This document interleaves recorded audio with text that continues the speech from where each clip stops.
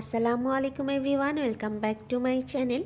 আজ আমি আপনাদের সাথে শেয়ার করব খুবই সহজ এবং অল্প উপকরণ দিয়ে তৈরি করে নেওয়া যায় এমন একটি কেকের রেসিপি। আর এটা হচ্ছে চকলেট মুস কেক।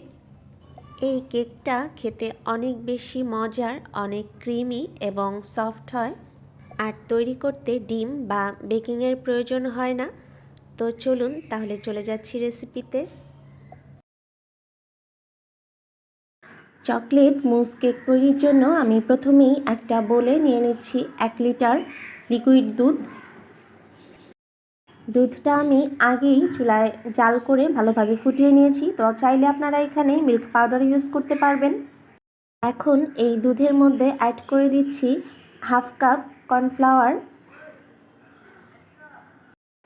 আরও অ্যাড করে দিচ্ছি 1/4 কাপ কোকো পাউডার। এখন দুধের সাথে এই কর্নফ্লাওয়ার এবং কোকো পাউডার খুব ভালোভাবে একটা হ্যান্ড উইক্সের সাহায্যে মিক্স করে নিব। সব কিছু ভালোভাবে মিক্স হয়ে গেলে এবার একটি স্ট্রেনারের সাহায্যে ছেঁকে নিতে হবে। যেহেতু কোকো পাউডারে অনেকটাই লাম্পস থাকে, তাই এটা অবশ্যই কিন্তু ছেঁকে নিতে হবে। তাহলে দেখা যাবে যে এই মুস কেকটা একদম অনেকটাই সফট এবং মসৃণ হবে। তো আপনারা দেখতেই পাচ্ছেন যে কোকো পাউডারে কিছুটা লাম্পস ছিল, তো আমি এটা ভালোভাবে ছেঁকে নিলাম।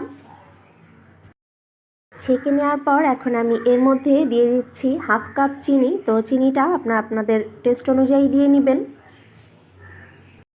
আরও দিয়ে দিচ্ছি হাফ কাপ ফ্রেশ ক্রিম। তো আমি এখানে ফ্রেশ ক্রিম ইউজ করেছি, আপনারা চাইলে হেভি ক্রিমও ইউজ করতে পারেন। এই কেকটাতে ক্রিমটা ইউজ করার অবশ্যই চেষ্টা করবেন, কারণ তাহলে দেখা যাবে যে কেকটা খেতে অনেকটাই ক্রিমি এবং সফট হবে। এখন আমি এই হাঁড়িটাকে চুলায় দিয়ে দিব এবং চুলায় দেওয়ার পর কিন্তু এটা অনবরত নাড়তে হবে, যেহেতু এখানে কর্নফ্লাওয়ার দেওয়া আছে। না নাড়লে দেখা যাবে যে কর্নফ্লাওয়ারটা জমে যেতে পারে এবং নিচেও এটা লেগে যেতে পারে, তাই নাড়ানো কিন্তু বন্ধ করা যাবে না। 5-6 মিনিট জাল করার পর এই মিশ্রণটা কিন্তু আপনারা দেখতেই পাচ্ছেন অনেকটাই ঘন হয়ে গিয়েছে। তো এখন আমি এর মধ্যে দিয়ে দিব হাফ কাপ চকলেট। আমি এখানে ডার্ক চকলেট নিয়েছি, আপনারা যে কোনো চকলেট ইউজ করতে পারবেন। এখানে আপনারা ডেইরি মিল্কও ব্যবহার করতে পারবেন। তো এবার আরও আমি ভালোভাবে নেড়ে নিব যেন চকলেটটা নিচে লেগে না যায়। প্রায় 8-9 মিনিট চুলায় জাল করার পর এটা কিন্তু অনেকটাই ঘন হয়ে গিয়েছে। আপনারা দেখতেই পাচ্ছেন যে টেক্সচারটি এখন কেমন হয়েছে।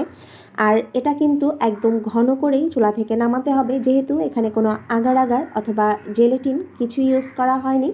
তো এখন আমি চুলাটা বন্ধ করে দিব এবং এটা চুলা থেকে নামিয়ে কেক মোল্ডের মধ্যে ঢেলে নিব।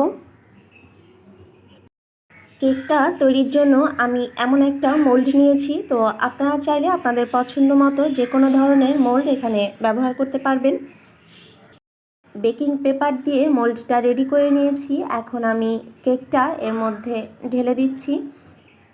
তো গরম থাকা অবস্থাতেই আমি এই কেকের মিশ্রণটা মোল্ডে ঢেলে নিব এবং কিছুটা যখন ঠান্ডা হয়ে যাবে, নর্মাল হয়ে যাবে, তখন এটাকে ফ্রিজে রেখে দিব প্রায় 7 থেকে 8 ঘন্টার জন্য।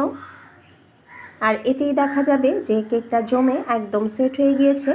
তো আপনারা চাইলে এটা সারা রাতের জন্য ফ্রিজে রাখতে পারেন। প্রায় 7 ঘন্টা পর আমি কেকটা ফ্রিজ থেকে বের করে নিয়েছি। তো আপনারা দেখতেই পাচ্ছেন এটা কিন্তু একদম সেট হয়ে গিয়েছে। এবার আমি এটা মোল্ড আউট করে নিব। কেকটা যেহেতু অনেকটাই সফট এবং ক্রিমি, তো এটা মোল্ড আউট করার সময় খুবই সাবধানে করতে হবে যেন ভেঙে না যায়, এবং এটা খুব ইজিলি মোল্ড আউট হয়ে যায়। তারপরেও আপনারা চেষ্টা করবেন সাবধানে করার। এইবার বেকিং পেপারটাও খুব সাবধানে কেকের উপর থেকে তুলে নিতে হবে। আপনারা দেখতেই পাচ্ছেন কেকটা কেমন সফট এবং সুন্দর হয়েছে। তো এর উপর এখন আমি কিছুটা কোকো পাউডার ডাস্ট করে দিচ্ছি। এতে দেখা যাবে যে কেকটা দেখতে আরও অনেক বেশি সুন্দর লাগবে। তো পুরো কেকের উপরই আমি কোকো পাউডার ডাস্ট করে দিচ্ছি। এবার কেকটা একটু কেটে আপনাদেরকে দেখাচ্ছি এটা কেমন হয়েছে। আর কেকটা যখন কাটবেন তখন ছুরিটা একটু চুলায় গরম করে নেবেন, যেহেতু কেকটা অনেকটাই সফট। ছুরিটা গরম করে নিলে দেখা যাবে যে এটা কাটতে অনেকটাই সুবিধা হয়েছে।